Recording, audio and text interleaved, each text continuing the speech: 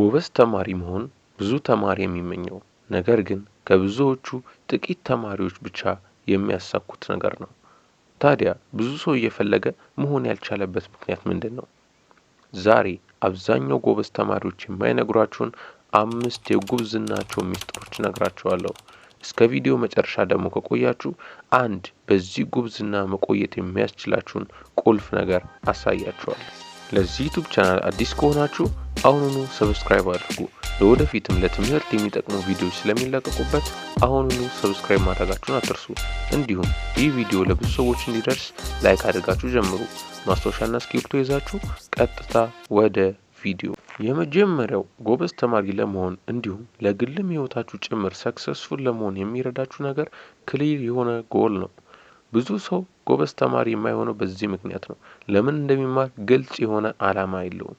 ለዛም ነው ብዙ ተማሪ መስከረም ላይ ትምህርት ሲጀምር ይሰራና ብዙም ሳይቆይ ህዳር ላይ ወደ ቀድሞ ሁኔታ ይመለሳል። ምክንያቱም ግልጽ የሆነ ዓላማ ስለሌላቸው ነው። እናንተ በወረቀት ላይ ሊጻፍ የሚችል ግልጽ የሆነ ዓላማ ሊኖራችሁ ያስፈልጋል። ይህንን ግልጽ የሆነ ዓላማችሁን የምታውቁት ደግሞ ራሳችሁን ለምን እማራለሁ ብላችሁ ስትጠይቁ ነው። ከዚያ ለዚህ ጥያቄ መልስ መስጠት ከቻላችሁ ክሊር የሆነ ጎል ታስቀምጣላችሁ ማለት ነው። በ2018 ጎበዝ ተማሪ መሆን ካሰባችሁ ግልጽ የሆነ ዓላማ ሊኖራችሁ ያስፈልጋል። የመጀመሪያው ቲፕ ይሄ ነው። አሁን ደግሞ ወደ ሁለተኛው ቲፕ እንለፍ። ሁለተኛው ቲፕ ደግሞ ብዙ ሰው ያውቀዋል፣ ወደ መሬት ግን የሚያወርደው ተማሪ በጣም ጥቂት ነው። እሱም ስተዲ ፕላን ማዘጋጀት። ስተዲ ፕላን በጣም ከምነግራችሁ በላይ ጠቃሚ የሆነ ነገር ነው። ብዙ ጎበዝ ተማሪዎች ሳይነግሯችሁ የሚያደርጉት ነገር ይሄ ነው። በስተዲ ፕላን ላይ ተመስርተው ነው የሚያጠኑት። እናንተ በ2018 ጎበዝ ተማሪ መሆን ካሰባችሁ በተለይም ደግሞ ጎበዝ ተማሪዎቹንም በልጣችሁ ለማለፍ የምትፈልጉ ከሆነ ምርጥ የሆነ ስተዲ ፕላን ማዘጋጀት አለባችሁ። በተለይ ለግሬድ 9 እና ለግሬድ 10 ተማሪዎች 13 ትምህርቶችን ማኔጅ ማድረግ የምትችሉበት ምርጥ የሆነ ስተዲ ፕላን በዚህ ዩቲዩብ ቻናል ላይ ስለምንለቅ አሁኑኑ ሰብስክራይብ በማድረግ የደወል ምልክትን በመንካት ጠብቁን። ምርጥ የሆነ ስተዲ ፕላን አዘጋጅተን እንለቅላችኋለን። እንዲሁም ደግሞ ለግሬድ 9 እና ለግሬድ 12 ተማሪዎች የተለያዩ ሳብጀክቶች ላይ ያሉ ኤክሰርሳይሶችን በቀላል መንገድ ሰርተን በዚህ ዩቲዩብ ቻናል ላይ ስለምንለቅ እናንተም ቢሆን ሰብስክራይብ አድርጋችሁ መጠበቃችሁን አትርሱ። ሁለተኛው ቲፕ ይሄ ነው። አሁን ደግሞ ወደ ሶስተኛው ቲፕ እንለፍ። ሶስተኛው ቲፕ ደግሞ ብዙ ሰው ጎበዝ ተማሪ የሆነ እየመሰለው ግን የሚሳሳተው ነገር ነው። ስተዲ ስማርተር ኖት ሃርደር። ብዙ ተማሪ የጎበዘ እየመሰለው ቁጭ ብሎ ለብዙ ሰዓታት ያጠናል። ነገር ግን ይህ ተግባር በፍጹም ውጤታማ እንዳልሆነ የተለያዩ ጥናቶች ያሳያሉ። የተለያዩ ጥናቶች አእምሯችን አክቲቭ ሆኖ ነገሮችን የሚይዘው ከ20 እስከ 30 ባሉ ደቂቃዎች ውስጥ ነው ይላል። ከዚያ በኋላ ዝም ብሎ ማንበብ ብቻ ነው የሚሆነው። እናንተ ጎበዝ ተማሪ ለመሆን ማጥናት ያለባችሁ ስማርት በሆነ ዌይ ነው። ማለትም በፖሞዶሮ ቴክኒክ። ይህ ምን ማለት መሰላችሁ? 25 ደቂቃ ማጥናት ከዚያ 5 ደቂቃ ብሬክ መውሰድ፣ 25 ደቂቃ ድጋሜ ማጥናት ከዚያም 5 ደቂቃ ደግሞ ድጋሜ ብሬክ መውሰድ።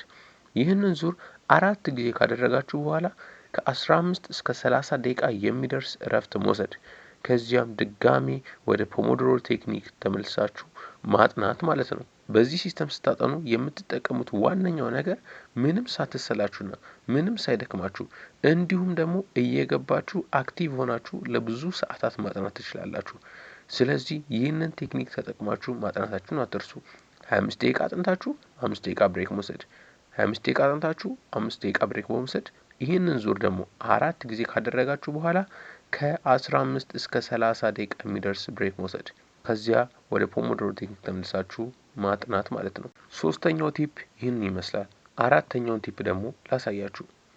አራተኛው ቲፕ ታይም ማኔጅመንት ነው። እዚህ ጋር ብዙ ሰው ነው ግራ የሚያጋባው። ማለትም ጎበዝ ተማሪዎችም እንደኛ ሶሻል ሚዲያ ይጠቀማሉ፣ እኛም እንጠቀማለን። ታዲያ የቱ ጋር ነው ልዩነት የተፈጠረው ትላላችሁ? ልዩነቱ የእነሱ አጠቃቀም ለጥናት በሚመች መንገድ ነው። ምን ማለት እንደሆነ ላሳያችሁ። ጎበዝ ተማሪዎች ሶሻል ሚዲያ የሚጠቀሙት የጥናት ሰዓታቸውን ወስነው ነው። ማለትም ሶሻል ሚዲያ ከተጠቀሙ በኋላ ማጥናት እንዳለባቸው አስበው ትንሽ ተጠቅመው ወደ ጥናታቸው ይመለሳሉ እንጂ ሶሻል ሚዲያ ጊዜያቸውን እንዲወስድባቸው አይፈቅዱም። እናንተም በ2018 ላይ ይህን ራሳችሁን አሳምናችሁ ትንሽ ሶሻል ሚዲያ ተጠቅማችሁ ወደ ጥናት መግባት አለባችሁ እንጂ በፍጹም በሶሻል ሚዲያ አዲክትድ ሆናችሁ የጥናት ጊዜያችሁ እንዲባክን መፍቀድ የለባችሁም። ስለዚህ እናንተም በ2018 ላይ ጎበዝ ተማሪ ለመሆን ታይማችሁን ማኔጅ አድርጋችሁ ሶሻል ሚዲያ የምትጠቀሙበትንና ጥናት የምታጠኑበትን ጊዜ መወሰን መቻል አለባችሁ። አራተኛው ቲፕ ይሄ ነው። አሁን ወደ አምስተኛው ቲፕ እንለፍ።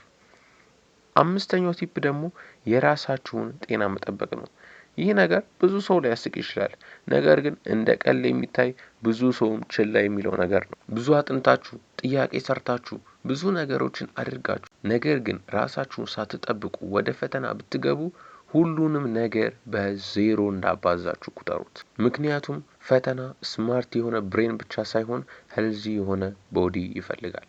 ቢያንስ በቀን 7 ሰዓት መተኛት፣ በቂ የሆነ ውሃ መጠጣት፣ በቂ የሆነ ምግብ መመገብ፣ የራስህንም ንጽህና መጠበቅ ማለት ነው። እነዚህ ነገሮች ማድረግ ፋስት ቲንከር እንድትሆኑ ያግዛችኋል። እስቲ አስተውላችሁ ከሆነ ሻወር ከወሰድን በኋላና ሻወር ከመውሰዳችን በፊት ያለው ሞመንት በጣም የተለያየ ነው። ከመውሰዳችን በፊት የሆነ የድካም ስሜት ውስጥ ነበርን። ልክ ግን ከወሰድን በኋላ በጣም አክቲቭ እንሆናለን። ልክ እንደዛ ራሳችንን ጠብቀን ወደ ፈተና ስንገባ ሁሉ ነገራችን አክቲቭ ይሆንና ፈተናው ላይ ኮንሰንትሬት ሆነን እንድንሰራ ያግዘናል። ስለዚህ ራሳችሁን ንጽህና መጠበቅ እንደ ቀልድ የማታዩት ነገር ሊሆን ያስፈልጋል። እነዚህን 5 ቲፖች በመጠቀም በ2018 ላይ የሚመጣውን ለውጥ በራሳችሁ ላይ ማየት ትችላላችሁ። አሁን ደግሞ በመጨረሻ ወዳልካችሁ አንድ በዚህ ጉብዝና መቆየት የሚያስችላችሁ ነገር ልንገራችሁ። እሱም ጎበዝ ተማሪ ስትሆኑ የምታገኙትን ነገር እለት አስቡት። ይህ ምን ማለት መሰላችሁ?